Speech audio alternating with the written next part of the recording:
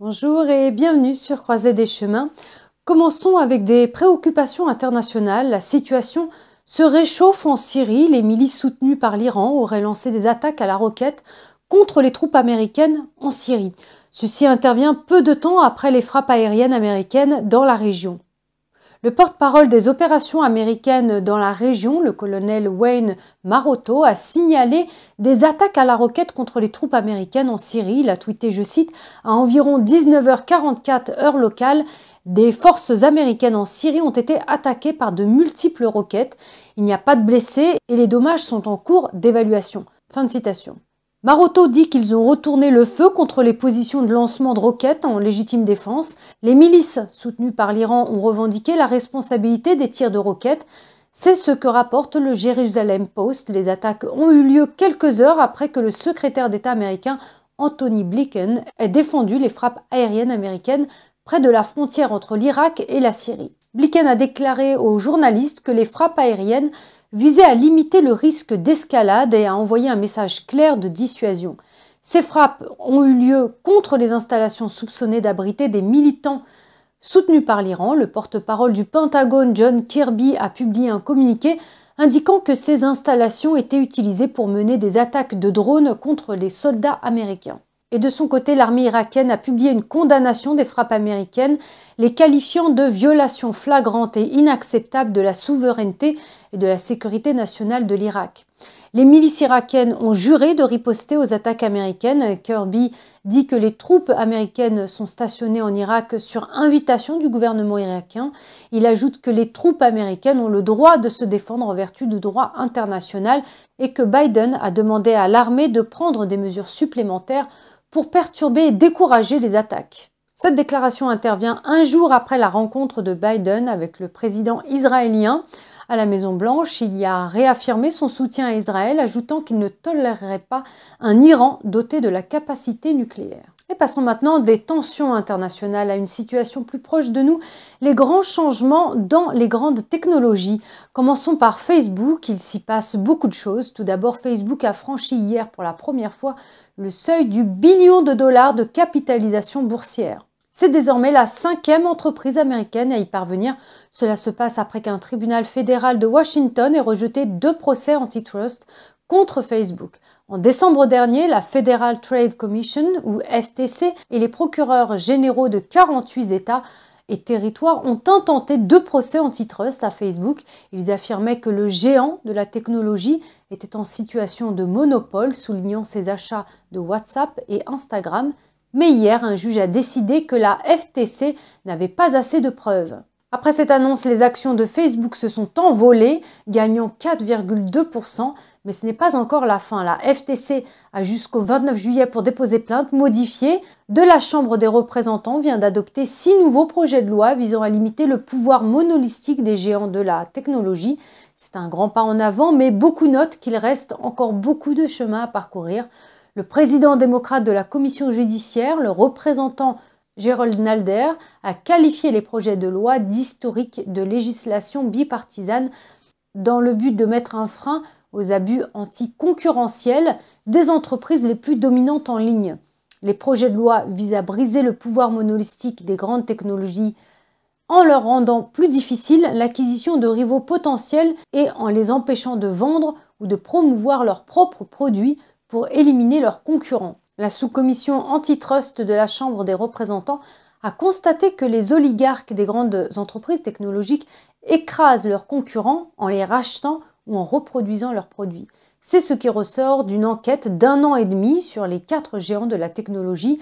Par exemple, ils ont découvert qu'Amazon utilise les données collectées auprès de ses propres vendeurs indépendants pour reproduire et promouvoir ses propres produits fabriqués par Amazon.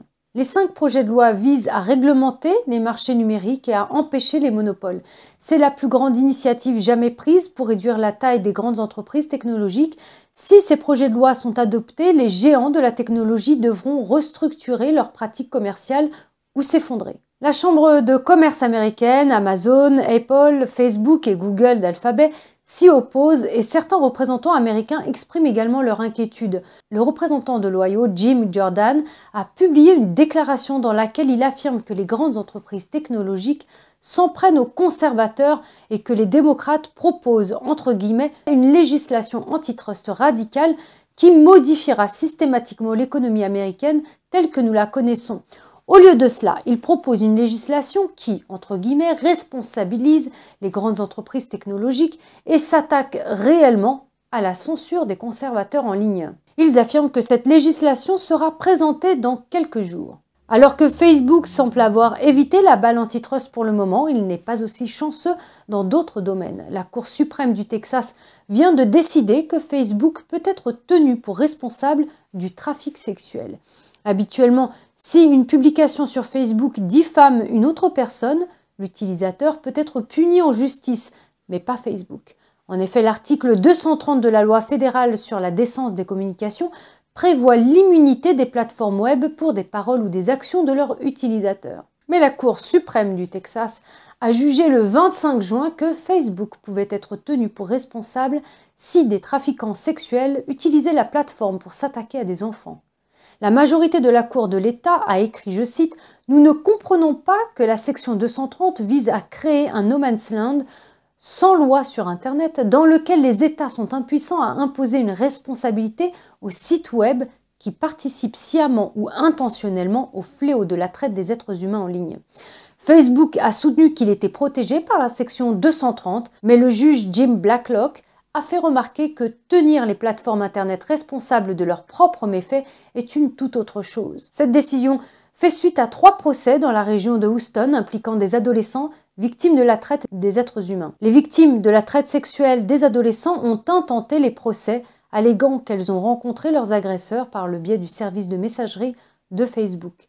Elles font valoir que des réclamations pour négligence, entreprises négligentes, négligence aggravée et responsabilité du fait des produits en raison de l'incapacité présumée de Facebook à mettre en garde contre la traite des êtres humains à des fins sexuelles sur les plateformes Internet ou à prendre des mesures adéquates pour la prévenir. Ils ont également affirmé que Facebook avait violé le code civil qui avait été approuvé en 2009. Facebook a demandé aux tribunaux de rejeter leurs poursuites, arguant que Facebook est protégé par la section 230 de la loi fédérale sur la décence des communications, mais le tribunal s'est rangé du côté des victimes de la traite sexuelle, déclarant qu'elles pouvaient poursuivre leurs actions en justice contre Facebook. L'opinion majoritaire de la Cour a déclaré « Nous considérons seulement que la plainte statutaire pour avoir sciemment ou intentionnellement bénéficié d'une participation à une entreprise de trafic d'êtres humains n'est pas interdite par la section 230 et peut être poursuivie. » Les procureurs ont également accusé Facebook de ne pas avoir empêché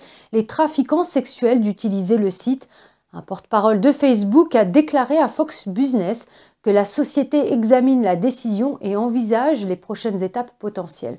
Selon un rapport de Human Trafficking Institute, près de 60% du recrutement en ligne des victimes dans les cas actifs de trafic sexuel s'est fait sur Facebook en 2020. Le rapport note que cela fait de la citation de Facebook de loin le site web et l'application la plus fréquentée référencée par les ressources publiques liées à ces poursuites. Il en va de même pour 2019. Et en parlant de trafic sexuel, qu'en est-il des délinquants sexuels? Il y a eu une augmentation du nombre des délinquants sexuels condamnés, arrêtés à la frontière sud. Les agents de la patrouille frontalière ont arrêté 353 étrangers en situation irrégulière condamnés pour des délits sexuels depuis le début de l'année fiscale. Ce chiffre est à comparer aux 55 de l'exercice précédent et au total 58 pour 2019. Le chef du secteur de la patrouille frontalière de Del Rio dit que le secteur a connu une augmentation de 1400 pour le nombre de délinquants sexuels arrêtés par les agents de la patrouille frontalière. Il a déclaré, je cite, « Nous avons déjà connu cela auparavant, nous avons vu ces augmentations, ces poussées au cours des 30 ou 40 dernières années » et d'ajouter « Je vous le dis, franchement, je n'ai jamais rien vu d'aussi grave. » Selon le chef intérimaire des patrouilles frontalières, Raúl Ortiz, récemment nommé le 24 juin, la patrouille frontalière a détecté plus de 250 000 étrangers en situation irrégulière qui ont échappé à la capture depuis le début de l'année. Il déclare, je cite, « Il ne se passe pas un jour sans que je lise un article ou un rapport de mes agents qui parlent d'étrangers criminels, de délinquants sexuels qu'ils ont appréhendés. » En ajoutant, il est impossible d'estimer le nombre réel de personnes qui ont échappé à la patrouille frontalière sans être détectées. Selon les rapports des services de douane et de la protection des frontières, bon nombre de criminels appréhendés ont déjà été expulsés, parfois à plusieurs reprises. Le gouverneur du Texas, Greg Abbott, a déclaré l'état de catastrophe le 10 juin. Il a déclaré, je cite, « Nous allons commencer à procéder à des arrestations afin d'envoyer un message à tous ceux qui envisagent de venir ici en leur disant que vous n'aurez pas de laissez-passer gratuit, vous aurez un laissez-passer direct pour une cellule de prison », a-t-il déclaré, en mentionnant 34 comtés frontaliers qui sont aux prises avec la criminalité transfrontalière et l'immigration illégale. Pour rappel, Abbott et le gouverneur de l'Arizona, Doug Ducey, ont lancé des appels à l'aide aux autres gouverneurs. Plusieurs gouverneurs républicains ont jusqu'à présent promis leur soutien. Ils ont envoyé du personnel des forces de l'ordre ou des troupes de la garde nationale. Voilà, Croisée des chemins, c'est fini pour aujourd'hui. Merci de votre présence et de votre écoute. Prenez soin de vous et je vous dis à très bientôt. Merci, au revoir.